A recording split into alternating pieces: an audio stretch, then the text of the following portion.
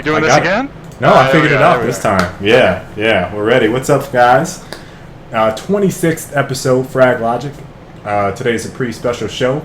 As always, we got myself and my co-host and good buddy, Colin. What's up, dude? Not too much. So, I went to the Alamo this week, or it was like a couple weeks ago. I went on and we saw Red 2. It's pretty, well, with Bruce Willis and who else is in it? Bruce Willis and someone else. I hadn't even seen anything. I didn't even know there was a Red 1. What? It's like John Malkovich. Okay. He's also in it. So it's a pretty good movie. It's a pretty good movie. You still haven't seen Pacific Rim?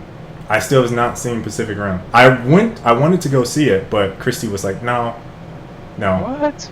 Yeah, she said no. We're not. She doesn't want robots and monsters fighting? No, she doesn't. She doesn't want that at all. How is that even possible? I thought everyone loves seeing robots and monsters fight. Apparently, Christy just doesn't like it at all. Wow. So, on today's show, we're going to be talking about Divekick, as you guys can tell by the title of the show. We'll have the CEO, Dave Lang, on shortly to talk about that. We also have a couple things we want to mention that happened this past week. A couple things I got jotted down here.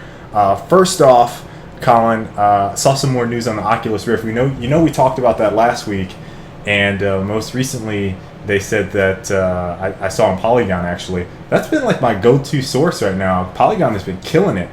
But they were talking about the Oculus Rift and the Razer Hydra and using it as a cover-based shooter. And just kind of thought like, it could maybe be fun after you throw up a couple times. Maybe. We were always joking around about playing Gears of War, slamming down against your couch for the connector. I can have you going into cover. Right. So why not? And then the other big thing was actually Microsoft announcing the self-publishing thing, which happened like literally right after They keep doing show. it. Like, I swear, we do a show, we criticize Microsoft on something, and then the very next day, or sometimes within the next hour, they'll be like, oh yeah, we wanted to announce that we reversed everything they talk about on Frag Logic. Right. It's all because of us. That's the reason that it happens. So You're welcome. Yeah. It's all of us, guys. So we're going to go ahead and bring on Dave. We're going to talk about Divekick and Iron Galaxy Studios. Dave is the CEO. If he's in here now. What's up, Dave? How you doing? Hey guys, how's it going? We are doing rather well. Excellent. We both met, Colin and I both met you for the very first time at RTX. I was actually working the booth at Edge of Reality, and the other guys were like, hey, Divekick is over here. And so there's a couple guys that play fighting games quite a bit at our studio. We have I'd say 6 guys that work on the loadout team also play like Street Fighter, and a couple guys play Marvel and stuff like that. So all of them knew about Divekick, and I beat a couple of them. So I was like 3-3 for the day, right? And so I was feeling a little cocky. Yeah, I was feeling a little good. And so we joked around on the show. Maybe I'd say it was like 2 months ago. Would you say it was about 2 months ago, Colin? It was a while ago. It was around the time I picked up Injustice, and I'm like, hey, Colin, I just now started playing fighting games. You need to play with me. And he's like, no, I'm too good for that. No. So I'm like, well, you're gonna need a fighting game to play. So I watched a couple tournaments, and so I saw Divekick again. I want to say it was at, man, I know Mike Ross was playing. I can't remember what tournament it was, but Mike was playing someone on a stream I was watching, and so NCR maybe NCR. That sounds right. Right. Yeah. So I was like, this is perfect. I was like, this will be the game. 2 buttons. I'm like, there's no way Colin is gonna be like, there's no way he's gonna be like, I'm not gonna play this. This is just too much. It's too no. So we get back, and we right after that, I'm like, listen, Colin, I found the fighting game for you, Divekick. I was like, it has 2 buttons. I'm like, there's no way you're not gonna play it. So he's like, okay, maybe. I'd seen it a bit. I was interested.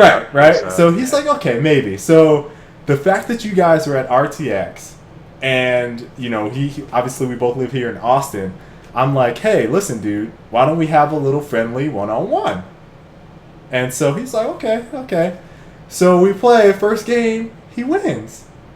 And so I'm like, and obviously he's all cocky about it because he's like, oh, you've been playing all these fighting games. You've been practicing. What now? I haven't played shit. I'm like, okay.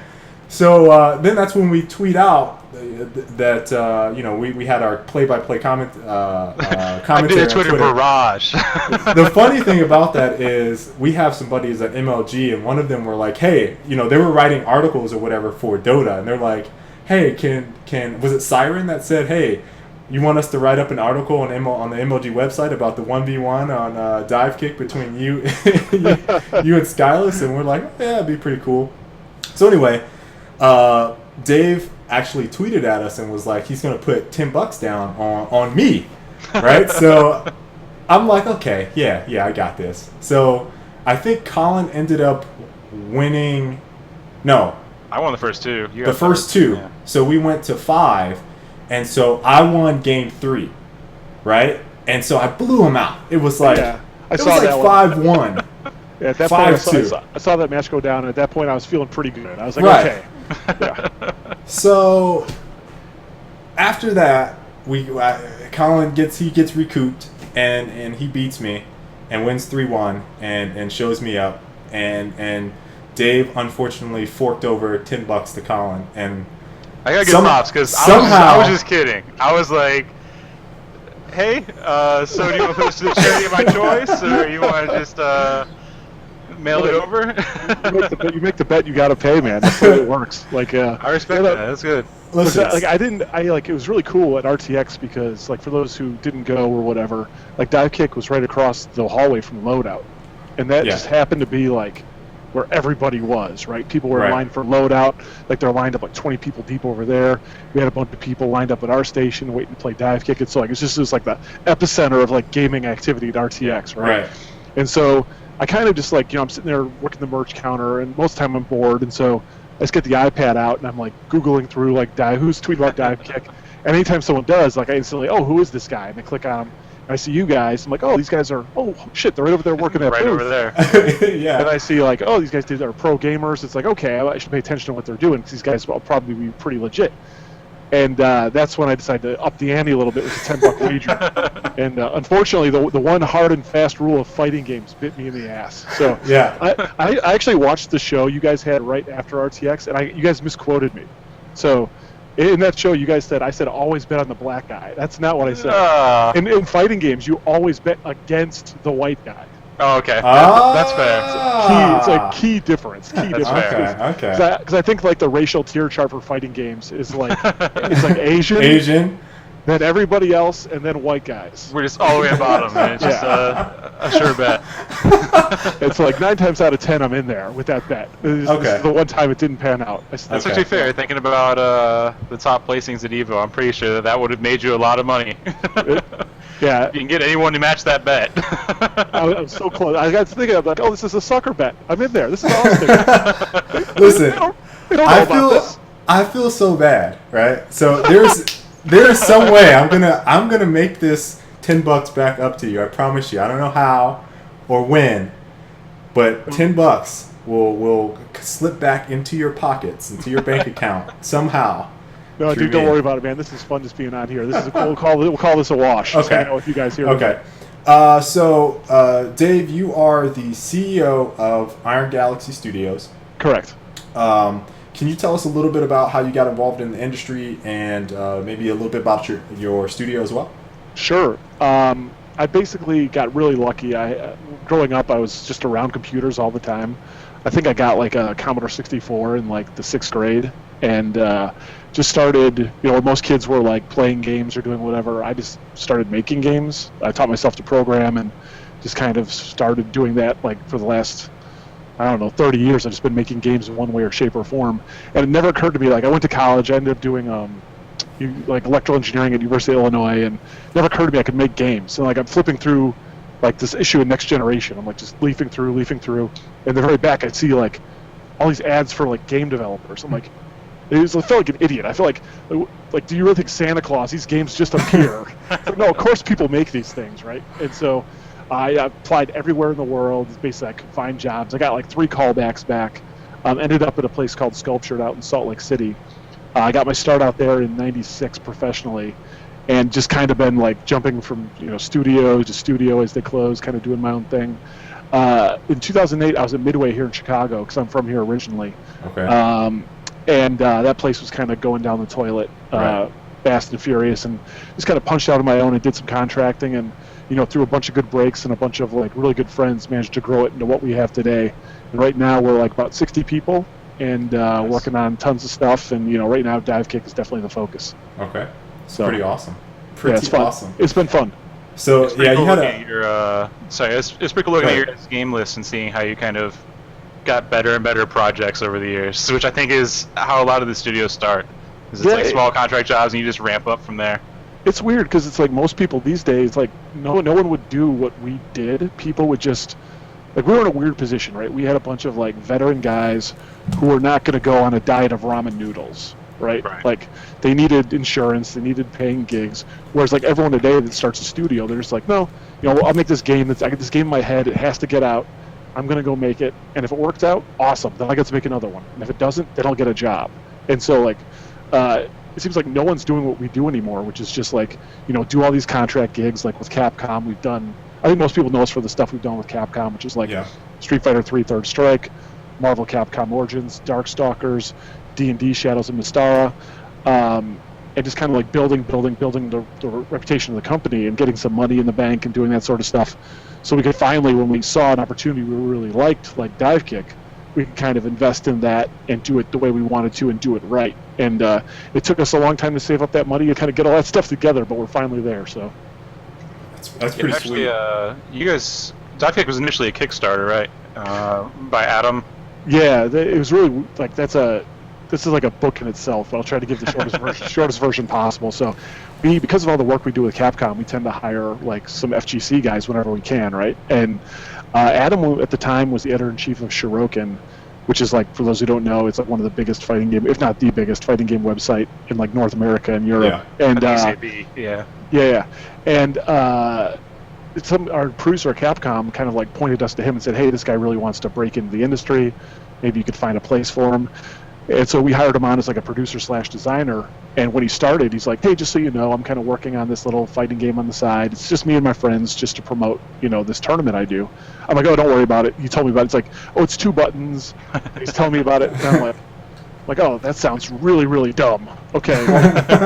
Well, good luck with that, kid. Here's how the pros do it, And so then that was like that was like 16 months ago, maybe.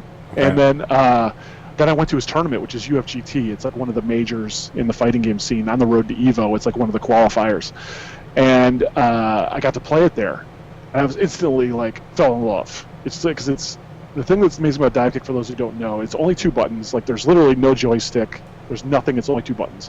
One button jumps, does a dive in the air, and the other button does a kick. And most people hear that, like me even, like I'm guilty of this as anybody. And they're like, oh, it sounds like a gimmick, sounds cute, but how it'll be fun. And like the reason it's good, and the reason if you played fighting games, you instantly fall in love with it, is because like the game is all about spacing. Right. Like at the end of the day, fighting games, all they are, the metagame in fighting games, it's like if this character's here and this character's here, it's understanding how many attacks this guy has at this distance and how many attacks this guy has, and always trying to put yourself in a position where you have more options to attack than the other guy. Like that's all fighting games are, right? You always want better options than the other guy, and that's all Divekick is, right? It's like if you're on the ground here, so this is you. This guy starts jumping. I'm not in danger. I'm not in danger. I'm not in danger. Oh shit! Now he's high enough. Now I'm in danger. What am I going to do about it? It makes you make all those same choices, and so it kind of removes all the weird execution problems, like all the stuff Colin. Colin doesn't want to mess with a joystick and 20 buttons, right? He doesn't have to do a 720 on the stick and 3 buttons to do an ultra.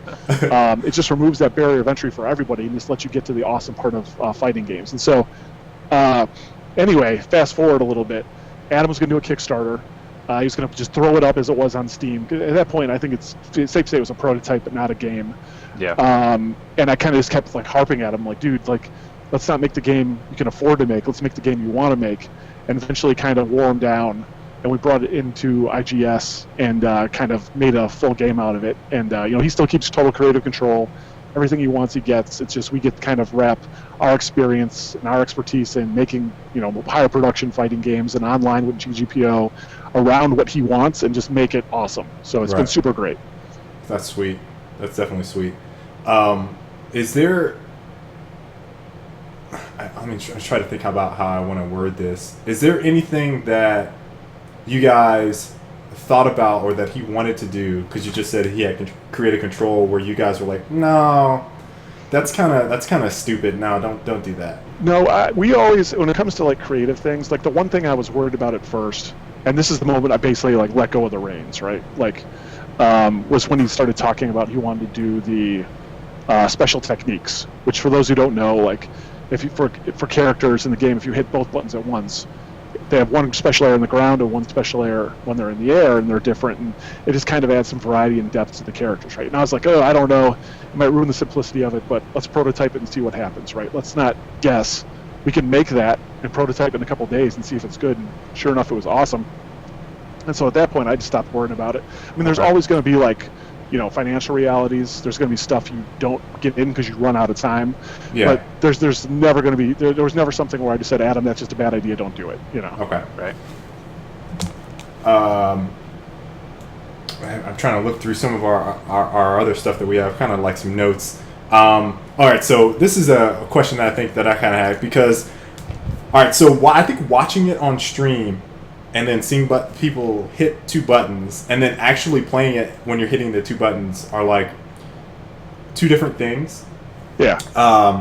And it's almost like you don't believe it until you sit down and play it yourself, just like you said. And, we kind of talked about that before the show.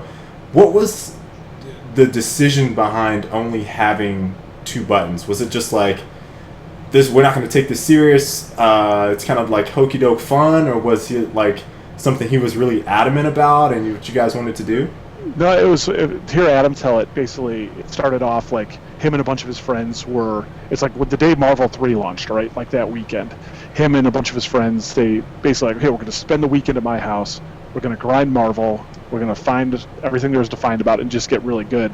And like at 3 a.m, one of them just basically kind of blurted out, like, wouldn't it be funny, because like some of the characters in Marvel 3 are notorious for having just horrible dive kicks.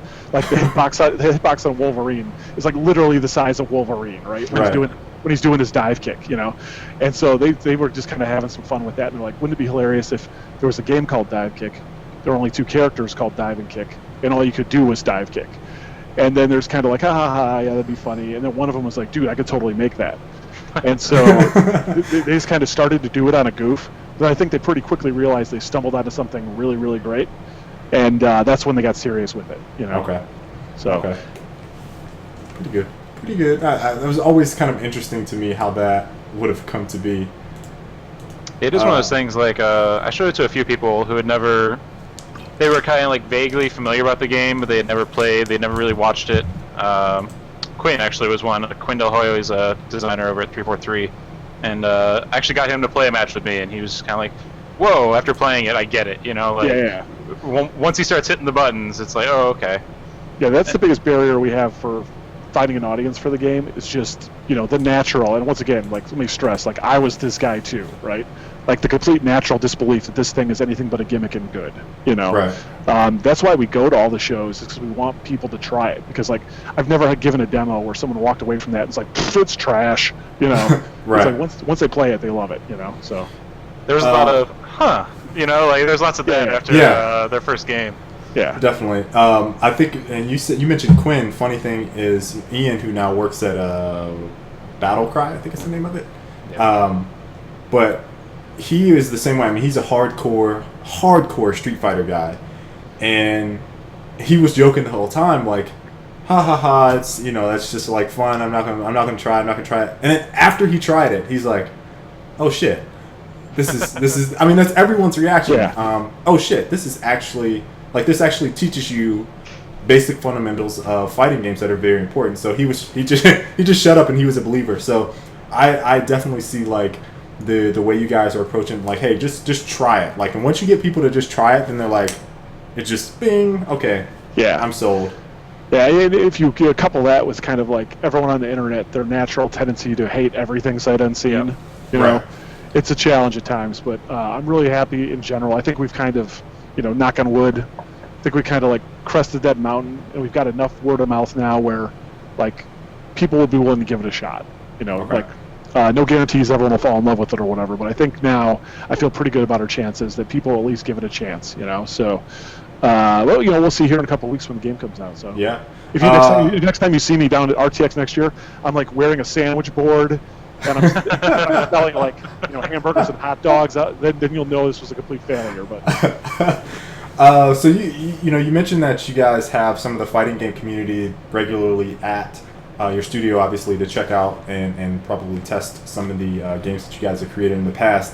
What was their initial response and their involvement in the process of this game's lifespan? Obviously Adam has been very involved in the fighting game community for a long time, but how did he get people convinced to be like, oh, let me take this kind of serious? I think it's one of those things where he was smart about how he rolled it out.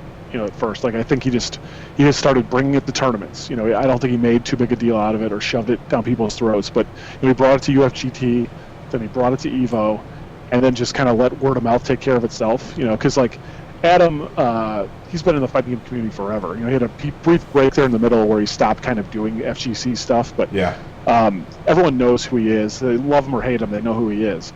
And if he's saying something is good, a lot of people are just going to check it out on that alone, right? And so he's been pretty instrumental, and without him I don't think any of this would have worked. If I had this exact same idea independent of him, and we made this exact same game, I don't think any of this would have worked without him, because he was just plugged into that community in a way and has credibility with a percentage of it that I could never get.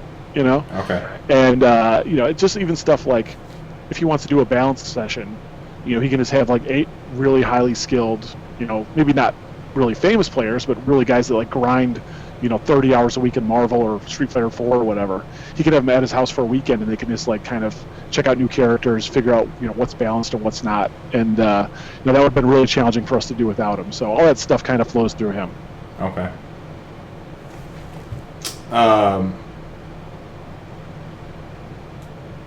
Colin, did you want to? The way you wanted to do this was alternating, right? Yeah, I guess we can. So you guys are launching in 3 weeks. Is that right? I think it's 3 weeks. Yeah, the 20th. Yeah, August 20th. August 20th. Yeah. And that launch is going to be on Steam and PlayStation simultaneously, or is PlayStation first, right? No, we're going. So how does this work? So we're going PlayStation and Vita. It's cross-play on PS3 and Vita. Okay. And that's on that's August 20th here in North America, and the 21st in Europe. And then we're also releasing in Brazil and Australia, I think on the 20th. And then Steam we're releasing worldwide at midnight on the 20th. Okay. Okay. So roughly the same then. Yeah. But the way I was going with the question is, there's no Xbox release. Just recently, Microsoft announced that they'll be doing self-publishing on the 360 really soon, and the Xbox One. They're gonna let all the Xbox Ones be dev kits, and they'll allow self-publishing, and hopefully start to bring down some of the walls that have kind of kept out developers in the past. Is there any plans currently to go that way, or is something you guys consider? Yeah, we want anyone that wants to play the game to have a chance to play the game. Our problem, as I'm sure both of you guys completely understand, right? It's as an independent developer, you don't always have the money to do everything you want to do. Right. We had a very relatively small budget that dictated how many platforms we could put the game out on, right? And it's when we were looking at where everything was, it's okay, we could get on 360 even without self-publishing. We could have got on 360.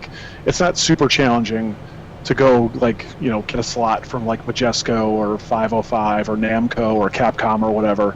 The problem with that is you have to pay them for that, right? Right. And then when you look at fighting games and you say fighting games are the one genre that does as well on PS3 as they do on 360. For whatever reason, PS3 fighting game players, they buy them in equal measure. And so kind of all those things factored in together, made it pretty obvious choice that we had to get on PS3 over 360 just because we'd make more money, and that would give us a chance to do more Divekick. So I think looking forward, if the game does well enough to warrant it, we want to be on PlayStation 4, we want to be on Xbox One, we want to be on whatever consoles are out there, just because we want as many people to play it as we can. But ultimately, financials are going to dictate what we can and can't do. So. In that same kind of vein of getting it out there, I think the minimalistic approach, like you said, kind of takes away the complications that you have with, let me pull off this 90 button combo. I'm going to use Killer Instinct as this 90 button combo hitting all of this shit. Do you guys think that you guys will bring in like this new audience of people that were like, well, okay, I was kind of intimidated by this, but man, this is so simple, I can kind of master this. Is that like the kind of like what your focus is, or do you think you'll get traditional kind of fighting game community guys? Yeah, it's interesting. It's kind of, this is the stuff you never say out loud because then it'll never come true, right? But I think if you look at who has played the game and liked it so far, like the shows we've taken it to, the first one we took the current version to was PAX East, right? And it probably doesn't get any more, not casual, I wouldn't say casual, but mainstream, right, than PAX East. Right. Like those are not super competitive guys. They're guys that are maybe into more quirky stuff, guys that are kind of willing to explore like genre fringes and do stuff like that. Mm-hmm. And they flocked to Divekick and they all loved it, right? It's probably the only fighting game that had an equal number of men and women playing it, over the course of the weekend that I've ever seen, right? And so I think they are attracted to the novelty of it, like they don't get maybe from looking at it like why it's a legit fighting game and why it's going to be competitive. They're just like, oh, 2 buttons, cool, let me see if I can do this, and get in there, and then that other stuff comes quickly. Fighting game community is interesting. Like we've got some support, and actually it's been really, really good, but I don't know if we'll ever truly break through in the fighting game community, just because community that rejects entry-level games. Like there's just not many entry-level fighting games out there to teach people the basics. If you haven't been playing since Street Fighter 2, you haven't evolved with all those games, you just get left behind. And anytime someone comes in and tries to do something that's like, listen, I want to do, my kid's first fighting game ever. I don't want to have him jump into Street Fighter 4 and have to learn about focus attack dash cancels and stuff. I just want him to get in there and have fun. And so, I think we've got a really good following in the FGC. It'll be interesting to see if they all adopt it, or if that kind of mentality of like, nope, if it's not like tip of the spear hard, we're not interested. So I hope they'll give it a chance, because obviously I'm biased, but I love it, and I love fighting games, and there's something to be said for just having fun, right? So. Do you guys see yourselves continuing to try to, maybe go to EVOs or go to some of the tournaments just to have the game there and have a presence at least? I think at this point we've given the game a really big push in that community. Like we've taken it to NCR, we've taken it to CEO, we've taken it to UFGT, we've taken it to EVO. All that stuff. Like, one, we wanted those people to play it, but it costs money to do all that stuff. We're giving in pot bonuses. Like at EVO, we give a 5,000 guaranteed pot. At all the other tournaments, we did $1,000 pot bonuses on top of that stuff, and then you have to get the booth there and all these other costs. And so, I think now we've given the game the best possible chance to succeed, and I just kind of want to see if tournaments pick it up naturally. If tournaments don't pick it up naturally, we're not going to keep jamming it down everybody's throat. Like if they don't want it, we're not going to make them eat it, so to speak. But I'm pretty optimistic that there will be some pickup in the scene, and it just remains to be seen how long it'll last, and if it just develops its own legit community. Okay.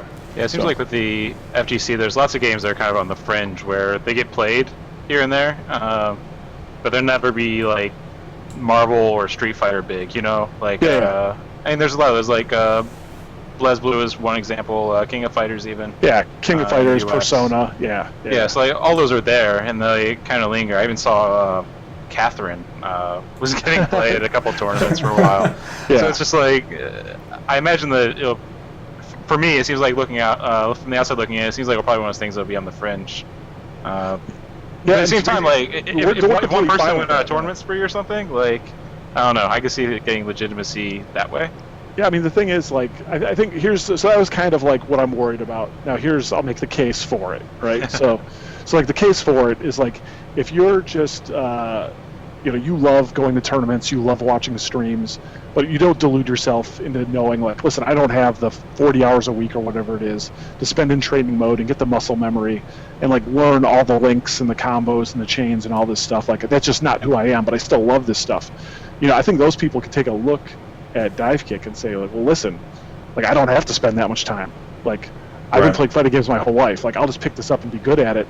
And if I enter, like, a 300-man tournament, how many matches do I really have to win to kind of get in the money? And I think that's the draw for the game, is it's got, like, people that might not ever enter Street Fighter 4 because they know they have literally no chance of making money. Maybe that's not true for Divekick. Maybe they can get in there and pick it up and be really good at it really fast.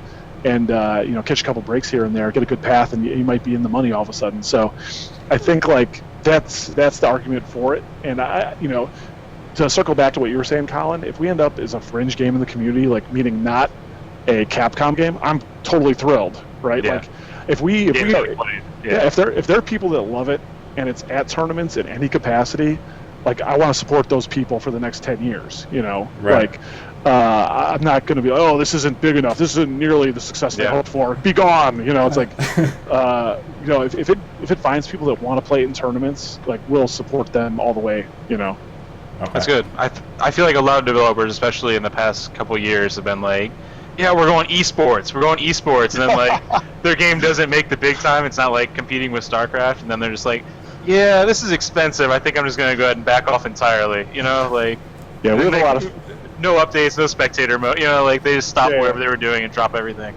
Yeah, we have a lot of fun with all the esports stuff with us. Like, to us, there's nothing funnier than like the thought of Divekick becoming like an actual esport. Like that's the funniest thing in the world to us. We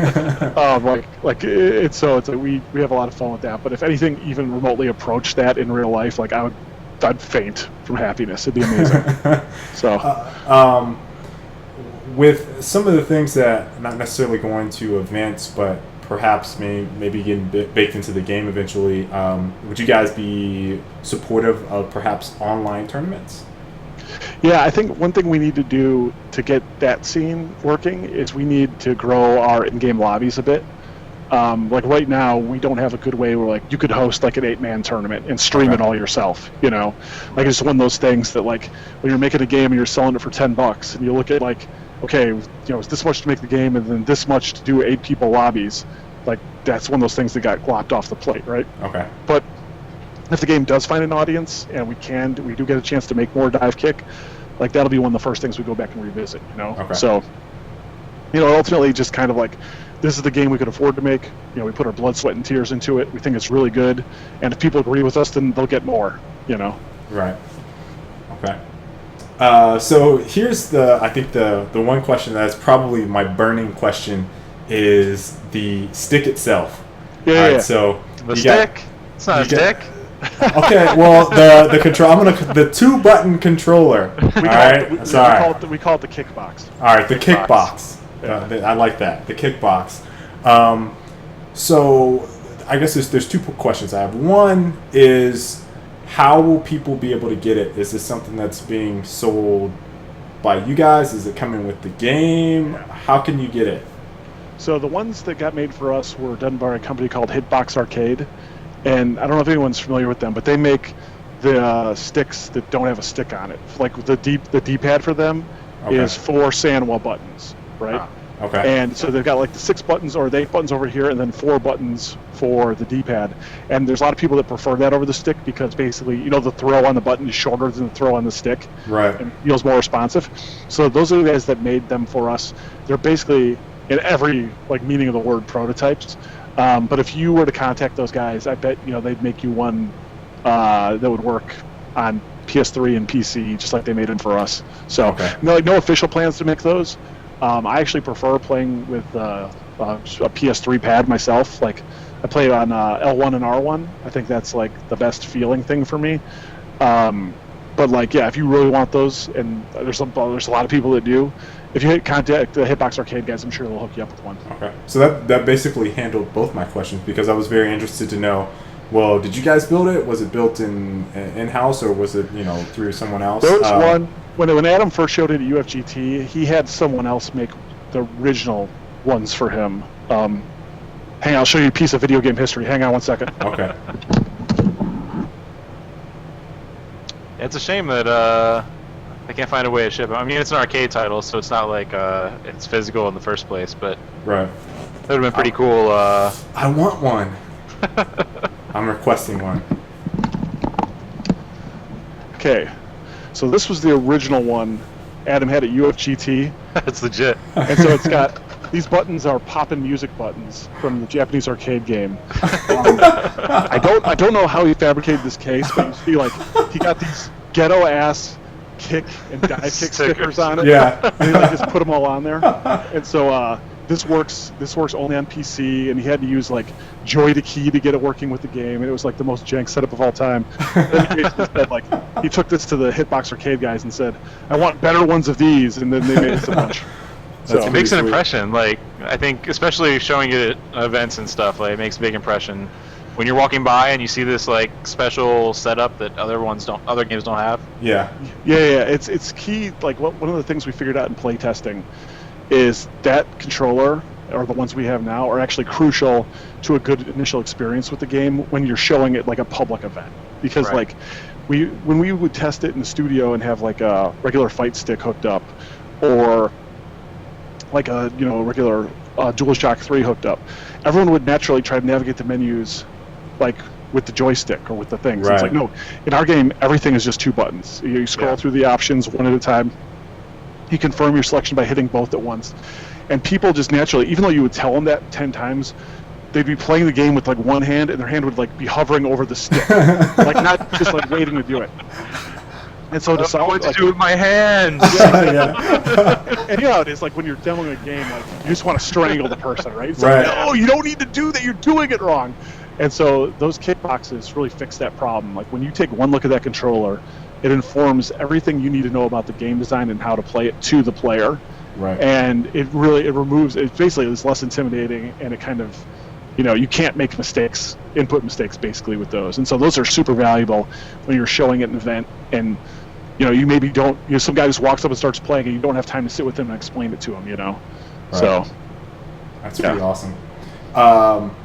So, kind of going away from the controller for now and going back into the game. All right, so there's a lot of for those I think outside of the community, they might not get some of the backlog behind some of the characters in the game, but there's a number of characters from the fighting game community that are actually in the game. Yep. What? First, I guess, did you guys have to get permission from them? Yeah. Okay. Yeah. So there's the people we have in the game are Seth Killian, who we did PR and stuff for Capcom for a long time. Yeah. Now he's at Sony, and he's basically like one of the founders of Evo. He's basically like a godfather in the FGC, right? Markman, who's Mark Julio, he works at Mad Cats. He's another great ambassador for the community and everything we do. And those are the two. We do have some other real people, but and we got releases from all of them, but they want to remain anonymous. Anonymous? In short. So okay. Those are the two I can publicly acknowledge. But you don't probably have to look too hard to figure out who the other ones are. Who the other ones? Yeah. I'm pretty sure I know all the guys in there. But what was it like? Was it like something that you guys had thought of beforehand? Like, it would be really funny if we got Mark in the game or Seth in the game. Was it like, and then Seth, to my understanding, is he like the final boss? Yeah, Seth is the final boss in arcade mode. Yeah. Okay. So like, was it like something that you guys just thought of, or was it?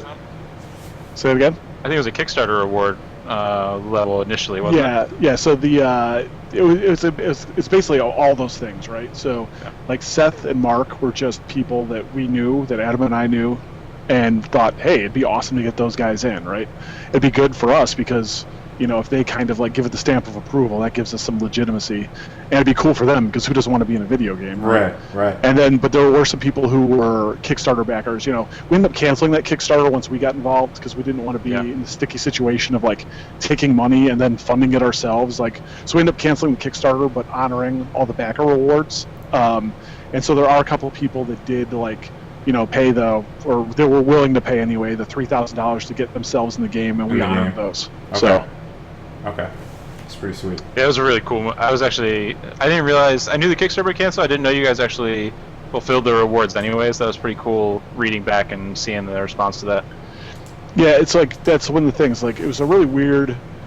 I think we handled it well in hindsight. Like, I wouldn't change anything, but it's it's a lot. There's I think wasn't quite 2,000 backers, right? Yeah. And so some of them they got win quotes in the game or whatever it is, right? Or they got Uncle Sensei tips, all the way up to we'll have your likeness in the game, either in the arena or as a playable character, or whatever it is. And that ended up being a ton of work, but I'm glad we did in hindsight because those were the people that first believed in the game and are our most passionate fans. And I'm glad we didn't turn our back on them. That's awesome. That is awesome. Yeah.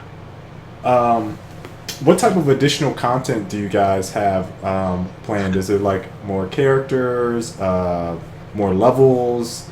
Haven't even got the game out, and you're asking about additional content? I have to because I've had the opportunity to play. I mean, I guess it's kind of like generalized. Like, do you guys plan on adding more characters, and then different levels or different outfits? Like, what type of content will you be adding to the game? I guess should be how I want to word that.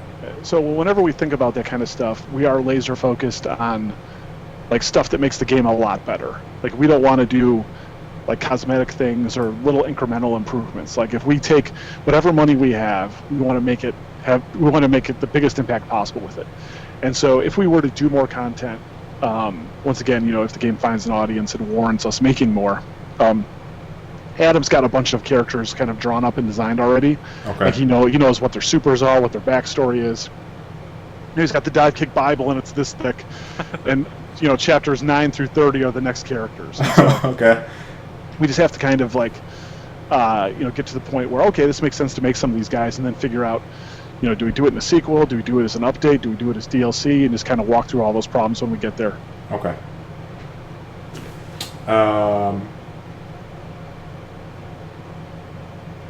Already talking about a sequel. Yeah, you already did. You heard it here first. Divekick 2, the kickening. Actually, we're not doing Divekick 2. We're instead of Divekick 2, skipping with the ridiculous nature of the game and its story. We're going straight to Divekick 9. Oh, okay. Oh, okay. I got it. With Roman numerals, I assume, is the only way to do that, right? Yeah. So those are pretty much exhausted all of the questions that I had, Colin. Dave, you actually answered one asking about if we'll see Divekick on next gen systems, you said if you guys are able, based on audience, and definitely.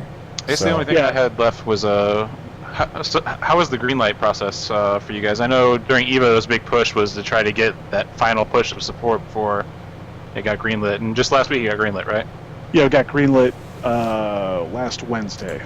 And that was a pretty amazing day here at the office. The greenlight thing, it is really weird to be in greenlight because, I don't know if it's just my personality or whatever, but I'm not obsessive compulsive by nature, but I was checking that webpage every hour. Every time I'd get up, I'd go to a meeting, I'd sit back at my computer, I wouldn't check email. The first thing I'd do is check the greenlight page for stats, right? Refresh. How do we only get 3 votes in an hour? How is that possible? I'd just be going crazy, right? And because they give you good enough stats where you can completely obsess over it, right? They tell you votes per day over time, show you versus other successful games on, so you can kind of track a bunch of stuff and just basically go crazy. I think the fundamental problem Greenlight has is that there's just you have to drive people to it. People don't just stumble in there and find your game and vote for it because it's got merit. You have to drive people there with events. And luckily, we're a developer that can do that. You know, we're big enough, and we had enough kind of money set aside for marketing and PR and that kind of stuff, where we could go to all those shows, where we could stream from Evo. You know, like the internet connection from Evo alone was $5K. Yeah, it's like, expensive. Right, and so it's like, luckily we had that money, and then it's like basically, in that sense, Greenlight isn't much more than like a scorecard for your PR efforts, you know. Okay. And that's fine. Like that's really fine if that's like, but don't go in with any delusions that like, I'm just going to put this great idea up there and people will find it, because that just doesn't happen. Like, I think on the average day, like I said, they have all these charts and stuff. You can track it over time and see how it does. In between big events, like in between fighting game majors or whatever, when we weren't doing anything, like we would average, I think, 200 votes a day, you know. Okay. And when you think, like, we ended up with 36,000 votes for yes, and there were games on there, when we got greenlit, there was games with as many as 70,000 votes. So, I think we were on the very low end of games that ever got greenlit. So if you think you need between 35,000 and 70,000 votes, and if you don't do anything extra, you get 200 a day, you know, like, just don't go in with the expectation that this will just all work out. You need to make it work. Yeah, you need to make it work. And if you go in with that, you'll probably be fine. But yeah, it was kind of eye-opening for me, like just figuring all that out. So it seems like even then you're kind of left just dangling, like waiting for Valve to take notice and go ahead and give it a thumbs up, you know? Yeah, it's weird because like I think we're once again kind of an edge case. Like there's not many developers our size that have had to go through Greenlight, and it's just because, like, you know, we haven't self-published before. We didn't go through their process before, and the first time we do is like right after they make Greenlight, right? So it kind of sucked for timing for us. But like, so we we're trying to sim ship, you know, like yeah, you guys know how it is, like, right? Like when you're making a game, you're making across multiple platforms, like. If one is late, you'll hold the others so you can sim ship, because you get because like, oh, you know, guys at Polygon, guys at Giant Bomb, guys at Joystick, they're not going to write multiple articles about your game. You know, you basically have one shot to get all the buzz up, and it's within 2 to 3 weeks of launch, and they're not going to do that again for you. And so you kind of like have to go all at once. And the frustrating thing for me was I was convinced we weren't going to be able to go at once, and so it's like, okay, how do we make, you know, the PS3 Vita splash as big as it can be? And then, then luckily we found out we got greenlit with enough time to kind of change plans and make sure the PC version was ready to launch day and date. So it all worked out for us at the end of the day, so it's hard to complain about anything too vigorously, but it makes planning stuff like that difficult when you're on a studio. Right. Yeah, I mean, most games, like, to be able to do a turnaround and be ready for a Steam launch 3 weeks before launch, like, that's a testament to the fact that you guys were already ready. Like, this could happen, so we're going to be in a good position for it. Yeah, a lot of time, man, that's rough. Yeah, we got lucky. I mean, like, it's like everything else, right? It's like equal parts preparation and luck, right? Like, we had never completely like shelved the PC version just to get the PS3 and the Vita done. You know, there was some kind of like minimum parity we wanted to keep them at. Luckily, we were using an engine that supported PC out of the gates. We did it in Fire Engine, so, you know, kind of supported other platforms we wanted to right away. So basically, when we kind of found out, it's like, okay, let's spend 3 days like with QA just going through the PC build and bugging everything they can see. Right. Let's count the number of bugs up and see how many we have left, and do we think we can do it? And quickly kind of reach the conclusion that yeah, we can. So let's plan on that and kind of burn the boats and make it happen. So. That's pretty sweet. Yeah, it worked out. How many total guys are at the studio are working, and gals are working on Divekick currently? I think at peak it was probably about 15. Okay. At any given time, like the credits are ridiculous because like we're like I said, this was like a project we did just in the margins ourselves, right? Like when a guy would be like in between project 1 and project 2, he might spend 3 weeks on Divekick. And so, if you look at the credits for Divekick, I think like everyone in the studio worked on it. Like there's 60 names in the credits. It's like it's so dumb. It's like the dumbest thing of all time. But you know, all those people did indeed give contributions, and so you have to respect them, right? But like, I think people think like, oh God, how much money did they spend making this? But peak was 15. I think average was probably 8 or 9 people on the project for like 6 months. So. Okay. It's just hard doing. Yeah, you know, it's like hard doing online games, right? Like very similar to our experience right now with Loadout. I mean, we have guys in between projects, and at one point, you know, we had a lot, and now it's like bare bones, and then it goes back up, it fluctuates. But yeah, definitely know that whole scenario. Yeah, I mean, when you're making a game like that in that way, like everyone has to love it, you know, because like it's gonna be hard to get people's best effort when it's like, okay, I just got done crunching on Marvel vs. Capcom Origins, and I get like 3 weeks off. That's fucking great. Darkstalkers doesn't start for 3 weeks. This is amazing. It's like, I'm gonna go to the beach. It's like, no, you're gonna work on Divekick. Like, if they didn't love Divekick and think it was awesome and worth doing, like I would either they wouldn't have done it or I would have got like crap results out of them. But so when you're doing stuff like this, people have to want it in the studio, and luckily we had a game that was like that. Okay, that's good. You want to take some questions from the chat? There's people asking. Sure. Take questions. Let's see what we got here. Let's see some questions, guys. We'll go ahead and take it. I've been watching the chat every now and again. I see this one I can comment on right away is supposedly Arcade UFO is getting a Divekick cabinet. So Arcade UFO is in Austin. I think it's like North Austin. Yeah. And it's like one of the premier like fighting game arcades in the States for sure. Yeah. And it's run by this guy named Fubar Duck, and him and Adam go way back, and they're super good friends. And I can confirm, indeed, they are getting worldwide exclusive Divekick arcade cabinet. So. Ooh. Nice. Colin, we have a spot now. So you can't back down. That's the rematch location. Yeah, there we go. I'm sticking with my betting criteria. I'm retiring out on top, though. I'm good. Let's see. It's Arrow Blue. Would a mini PC be able to run Divekick smoothly? That's a good question. So what we need, we're still kind of figuring out min specs now. I think what we're going to settle on is, like, you don't need the fastest processor, but you do need like a modern OS. Like, you're going to need Vista or later to run Divekick on Steam. And because of that, because you need Vista or less, you kind of need a DX10 or 11 video card. So if they make mini versions of those, then it would probably work. It doesn't need to be a workhorse, but like it does need kind of like modern stuff just because of the engine we used. Okay. So. Mr. Milky asks, why no Wii U? I kind of talked about this a bit. Basically, had to, when you're an independent developer, you can't afford to put it out on every platform at once. You kind of like, you've got this much money and you can make this much game, and you kind of have to go where you think the biggest returns are going to be. And, there's not a lot of evidence that there's support for a fighting game market on the Wii U.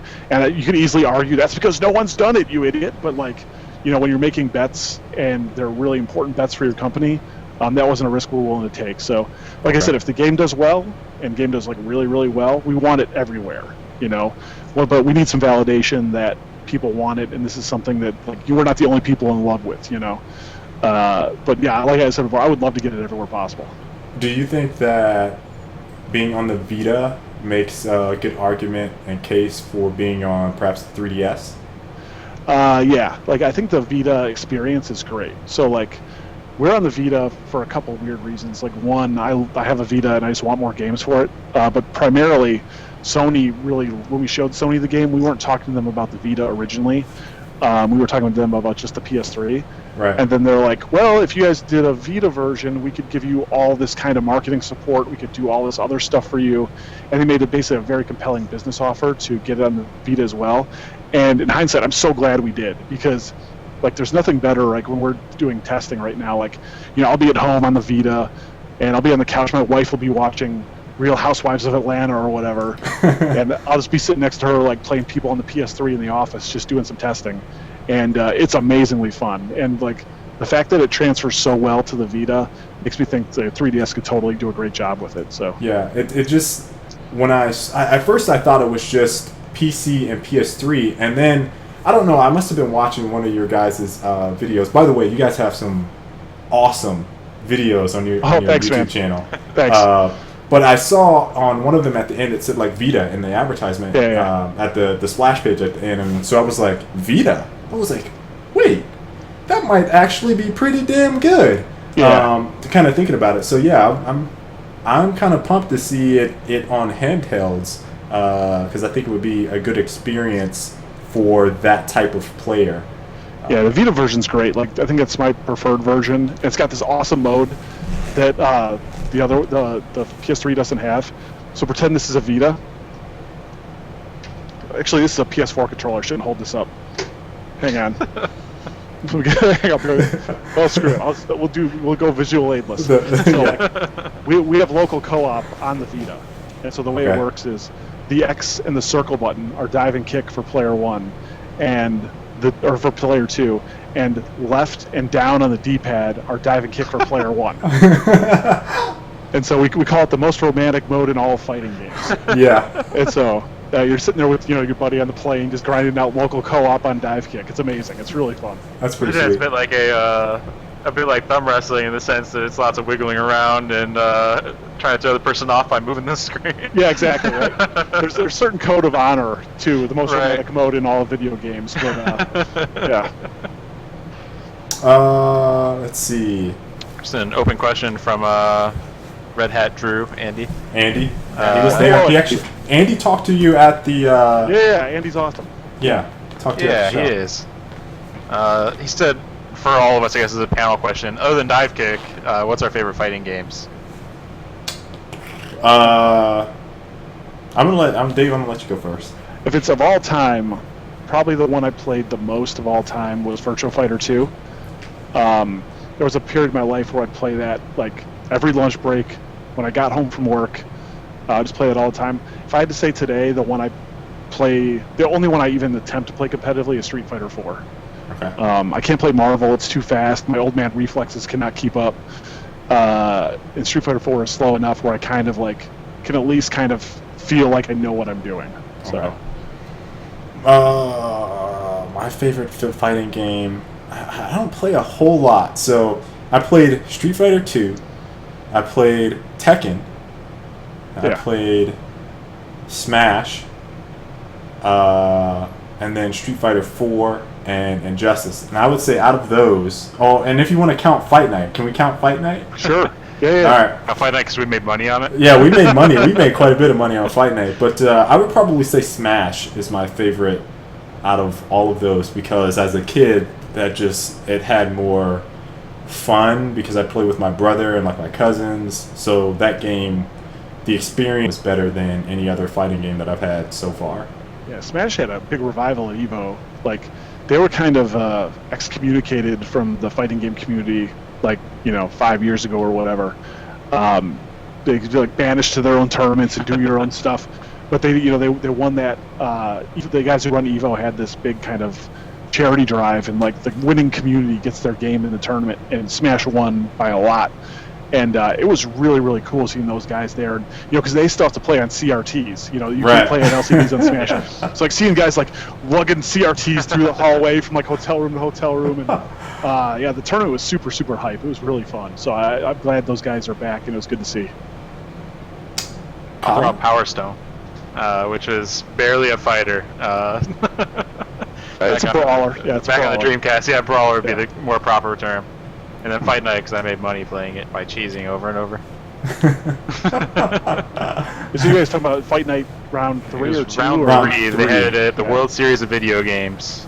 Yeah. They did 4 rounds only, and then it went to the judges' scorecards. So I just jabbed over and over and over. And the way the game worked, it was whoever landed more jabs. Yeah. Play to win, baby. Play to win. Oh yeah. Yeah. Let's see here. Drew asked, which Real Housewives series did you find to be the most disheartening? I think they're all equally vacuous. I can't stand any of them. So, I refuse to get cable, and so Christy ends up watching everything on Netflix or Amazon, and so she buys episodes sometimes for a couple of those, and every time I see it I just walk in, look for 2 seconds, and then walk out. If I were to walk out I would never ever see my wife, so I pretty much have to endure it, but You know, at least with dive kick, I could kind of muddle through. So, Right. Passively endure it. Yeah. Battlefield asks, what inspired some of the character design for Divekick? That's a good question. So, I think the way, I don't know if this is the way Keats would describe it, but the way I describe all the other, so you got the mechanics about dive kick, and we spent most of the time today talking about the mechanics and that stuff, but there's this whole other layer wrapped around it. And we like to think of that stuff as like a big love letter to fans of fighting games. You know, like we've got references basically from every fighting game ever made tucked away in nooks and crannies in that game, right? And no matter if you are a Tekken guy or you are an MK guy or a KI guy or whatever it is, like you'll be playing Divekick and you might see something in a stage, it's like, that reminds me of this, or you know, you'll see an Uncle Sensei tip and it's like, oh, I know what that's from. And Right. you know, we try to do it in a fun way and have fun with it. And so a lot of those things kind of influenced you know, our characters as well. So it's just kind of like this, the whole thing's like this big melange of like, you know, if you're like Adam and me, literally, like if you've been playing fighting games for 20 years, like, and you've seen every character in every game ever, it's like, okay, now let's just kind of mash all that up and see what we get. You know, that's Right. a lot of what it was. So Okay. All right, sweet. Let's see here.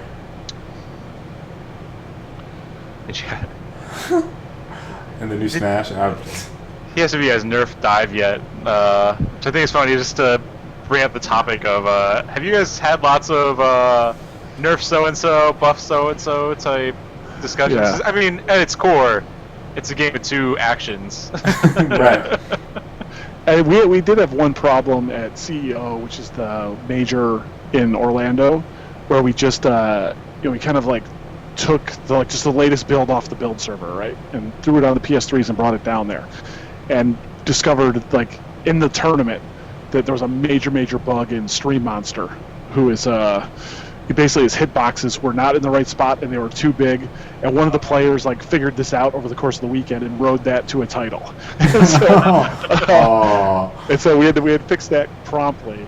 But no, we're pretty happy. Like, I think Adam's generic opinion on, like, you know, he wants the strategy. Like, if you're really quick to, you know, fix balance problems and normalize characters and stuff like that, that's one way to approach it. But what Adam would rather do is like let the community try to figure out ways to deal with it on their own. You know, basically like, make them come up with solutions within the game first. You know, Right. and because that's the way true innovation happens, and that's the way, like, you know, as fighting game players like to say, new tech is found, right? Because you have to deal with this problem, and I have to think about using this character a completely different way. And some people, when you talk about dive kick in those terms, they're like, what? That doesn't make any sense. But trust me, it's totally legit and true. And so I think for the most part, we're going to kind of like let those changes out there and see how they ride. And if there's something really egregious that is completely unintended, we'll fix it. But I think we'd rather just have people kind of like come up with ways to get around stuff in the game, you know? Okay. Like very organically, I like very that. naturally. I like that. It's always most compelling for me when watching a tournament is when someone uses a lower tier character specifically to counter something that's been strong recently, you know? Like, that's Right. always the most interesting thing for me personally watching. Yeah, like, Yeah, when I think of some of the best fighting game tournaments, just like stuff I watched over the last year, there's one thing I remember to this day. It's like, so Chris G in Marvel, right? He's famous for his Morgan team. And Morgan is his character. She can basically float really high and to shoot fireballs out. And she's got this special ability that lets her make a mirror of herself. So when she kicks this in, there's Morgan on either side. She's floating fireballs. It's a sea of fireballs, and you get chipped out. You can't possibly stop it, right? But there was this one guy at one tournament who's like a totally, I think he was a no-name player, I'm not exactly sure, but all of a sudden he used MODOK, who you don't see a lot of like Marvel players using MODOK. Okay. And the reason why is because once Chris G like popped that ability, MODOK can fly basically around at the top of the screen forever. Just wait. And so he would totally like time it out and cheese out the Morgan fireball stuff. And the crowd, like, when that, like, that's the lamest thing ever. Like, that should not be exciting. But when this guy did that and the crowd realized what he was doing, they went ape shit. It was amazing. Right. Like finally someone figured this out, right? And it ended up not being a viable strategy for other reasons. But, like, Right. that's one of the things I remember. And like, and I would hate to deprive, like, you know, dive kick of those kind of moments, you know. Absolutely. So Okay. From Mr. Milky, will Divekick have Oculus support? we were gonna do that as a joke. I said on some stream, I said on the one the Giant Bomb stream that if we get greenlit in a month, we'll do Oculus Rift support. And I have no idea what that would have been like. So thankfully, that's one good thing for not getting greenlit quick, because I don't have to find out. I think you've also half promised an adventure game. Yeah, we're totally going to do that. It's going to be amazing. We were going to do an FMV adventure. Yeah, FMV, yeah. Yeah. And at this point, the only real, like you said, if you've been to our YouTube page, you see we like to have fun with videos. And I like the mocap videos. Yeah. And so it's like, the only factor now is the video, is the FMV game. Is it 5 minutes long? Or is it 16 hours long? Yeah, that's the only variable we have to worry about at this point. But we're doing it for sure. It's going to be amazing. It's going to be so dumb. It's going to be the dumbest thing anyone's ever seen, and it's going to be glorious. Gloriously dumb, yes. Yeah. Let's see. Arrow? It's kind of answered before. Yeah. What's their YouTube channel? Colin, can you pull their YouTube channel, post it in the chat? Yeah. It's just Post that. Iron Galaxy, right? No, I think it's that was taken. It's I think it's like a mighty IGS. Mighty IGS. Yeah, that sounds right. the mighty IGS. Yeah. The mighty. Someone's gonna get this in for me. There we go. Got it. Bam! There's the YouTube channel. Just like that. And if you're watching this on the VOD later on, you can just type it yourselves. Or That's the advantage of I watching guess live. I'll include it in the description. Don't do that. You're telling me? Okay. We're gonna make you work for I it. feel like the VOD guys are kind of mooching a little bit, as is. I'm just saying. Yeah, they do kind of get Just saying. spoiled. They Not do showing get up spoiled. live, they're watching on the VOD, and then they just expect links to magically appear in front of them. I'm gonna make them Google it real quick. Battlephobe Iron Galaxy is Chicago based. I'll cover that at the beginning of the show. But, Actually, I was going to ask you, how is it being based in Chicago? Obviously, you guys don't have a lot of game studios around there. I know that when we talked to people from Epic, it was kind of a mention that they had about working in Raleigh is that without other studios around, it's kind of difficult to attract talent, but it's easier to hold it, I guess was their kind of general statement. Would you say that's similar? Chicago is a rough place to run a game studio for a variety of reasons. Like, it's just it's an amazing city. I love it. If I didn't, I wouldn't be here. But like, because it's got like all the stuff a big city has. It's got sports. It's got culture. It's got clubs. It's got restaurants. Traffic. And so so you would think like, oh, no problem, right? Well, this recruiting should be easy. But for some reason, everyone else in the country, especially where game developers are, they think Chicago is like perpetually like negative 56 degrees, and also that they're going to get shot when they get off the plane. Chirac. Yeah, exactly, right? And so recruiting is hard, and above and beyond that, the city doesn't give any real tax incentives or financial reasons to be here. So that's one of the reasons we started up the Orlando studio. So we have two studios. We have 40 people in Chicago and then 20 people-ish in Orlando. And we just opened that about a year ago, and that's been going great. And so the intent is to grow. As much as I love Chicago and would love to just have this be home base for everything, it just doesn't make sense. And so our intent is to kind of do all the growth out of Orlando and kind of let that be, the center for all the new stuff that happens. Okay. So it's pretty cool.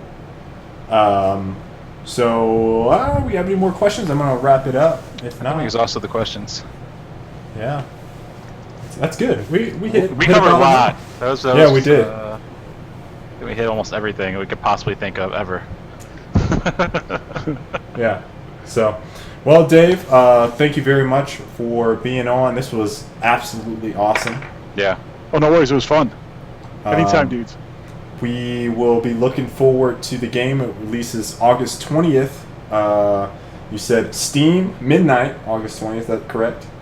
Yeah. And then PS3 and the PS Vita. Yeah. When you guys, if you guys are up for it, maybe we could get you a little loadout on the Divekick Esports Hour one of these days. Yeah, totally down. A little stream swap. Never hurt anybody. Ooh. Yeah, I'd be totally down for that. Additionally, I have to get you guys some keys.